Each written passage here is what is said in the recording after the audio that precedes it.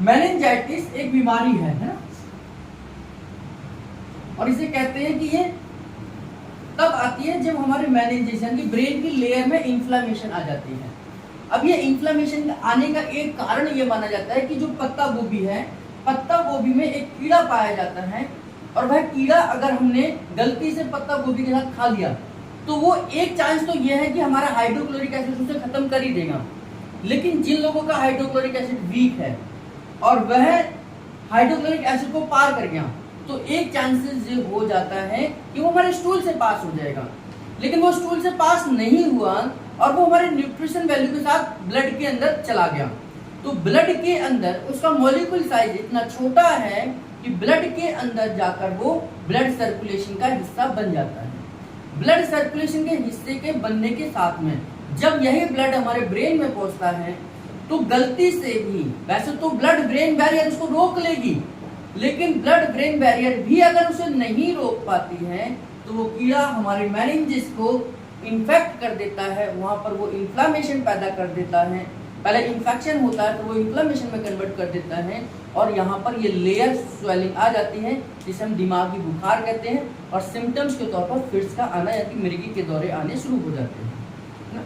अब ये जो कीड़ा है वो होता कहाँ है, जैसे आप अगर देखेंगे तो ये पत्ता गोभी का ये न्यूक्लियस का पार्ट है, जो डंठल वाला पार्ट है। इस डंठल वाले पार्ट के अंदर पत्ता गोभी के ऐसे लेयर बने होते हैं, ऐसे पत्ते एक दूसरे के ऊपर चिपके होते हैं, ऐसे ऐसे कर चुपके होते हैं। ये पूरा का पूरा पत्ता गोभी हमारी तैयार है। जब हम पत्ता गोभी को खाएं, अगर हमें इससे 1% भी बचने का अगर हमें सोचना है कि भाई हमें 1% भी कोई रिस्क ना हो, 0.00% भी रिस्क ना हो, तो हमें क्या करना चाहिए पत्ता गोभी के लिए? ये सारे पत्ते आप उतार दीजिए, धीरे धीरे करके आप पत्ते को उतारेंगे, इधर से उतारा, इधर से उतारा, इधर से उतारा, इधर, ऐसे करके आपने धीरे धीरे सारे पत्ते हटा दिए, उतार लिए। अब वो पत्ते इकट्ठे कर लो, उसकी सब्जी आप बना सकते हैं। उसमें कोई भी 0.1% भी 100% भी कीड़ा नहीं होगा। कीड़ा कहाँ होता है? इसके न्यूक्लियस पार्ट में, यानी कि ये डंठल है, ये न्यूक्लियस पार्ट है, जहां से ये चारों तरफ से बंद होगा। ये चारों तरफ से बंद होता है और बिल्कुल एक नुकीला भाग है, उसके अंदर कीड़ा होने के चांसेस हैं। यानी कि जो कीड़ा है वो इस न्यूक्लियस पार्ट के जो अंदर बिल्कुल बंद है, बिल्कुल चारों तरफ से बंद है, और वो बिल्कुल ऐसा सेफ होता है, वो कीड़ा इस पत्ते के अंदर यानी कि लास्ट डंठल में होगा। आप उस डंठल को भी खोलकर अगर करेंगे, थोड़ा गर्म पानी में उबाल लेंगे फिर बनाएंगे, तो इससे भी आपका रिस्क खत्म हो जाएगा। लेकिन आप फिर भी चाहते हैं कि भी कोई रिस्क ना हो, तो इस वाले भाग को आप काट कर फेंक दो और पत्ता गोभी का इस्तेमाल आप कर सकते हैं, उससे कोई भी दिक्कत आपको नहीं होगी।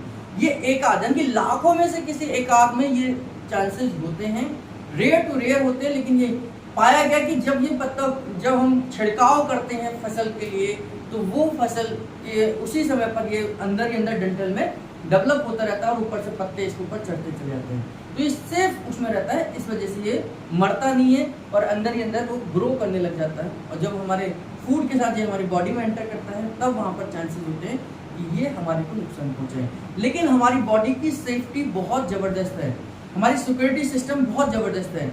उस सिक्योरिटी सिस्टम से पास होना नामुमकिन जैसा ही है। जैसा पहला, अगर जब भी आप ये खाते हैं तो हमारा हाइड्रोक्लोरिक एसिड इसको डिजॉल्व कर सकता है, यानी कि हमारे पेट का हाइड्रोक्लोरिक एसिड इतना स्ट्रॉन्ग है कि उसमें कोई भी शायद कोई जीव बच पाए। दूसरी चीज़ कि हमारी बॉडी हर चीज़ को एब्जॉर्ब नहीं करती है, केवल हमारी बॉडी के लिए जो चीज़ें आवश्यक हैं उन्हीं चीज़ों को एब्जॉर्ब करेगी, और वहाँ पर उसका बहुत छोटा मॉलिक्यूल साइज ही एब्जॉर्ब होता है ना, तो एब्जॉर्ब भी नहीं होगा, तो ये ज़्यादातर हमारे मोशन के थ्रू बाहर आ जाएगा। दूसरी चीज़, अगर ये एंटर कर भी गया हमारे सिस्टम में, हमारे बॉडी के सिस्टम में ये एंटर कर भी गया, तो हमारी बॉडी में सबसे पहले हर जो भी चीज़ें हम खाते पीते हैं वो लीवर के पास जाती हैं। तो लीवर के कफर सेल्स अपने आप में बहुत स्ट्रॉन्ग हैं। लीवर के कफर सेल्स बाहर से कोई भी वायरस, कोई भी बैक्टीरिया आ जाता है तो उसे डिस्ट्रॉय करने की ताकत रखते हैं।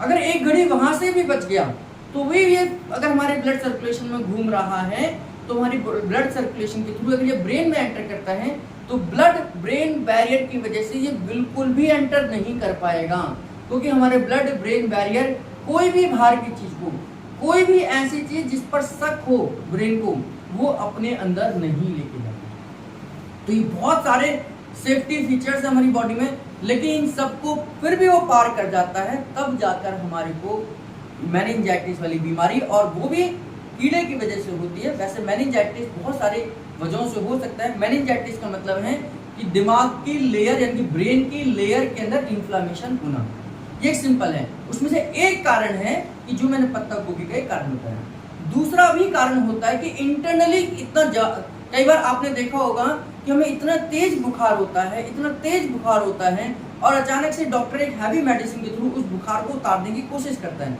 और वो बुखार तो उतर जाता है लेकिन वो ब्रेन की बीमारी के रूप में डेवलप हो जाता है बाद में।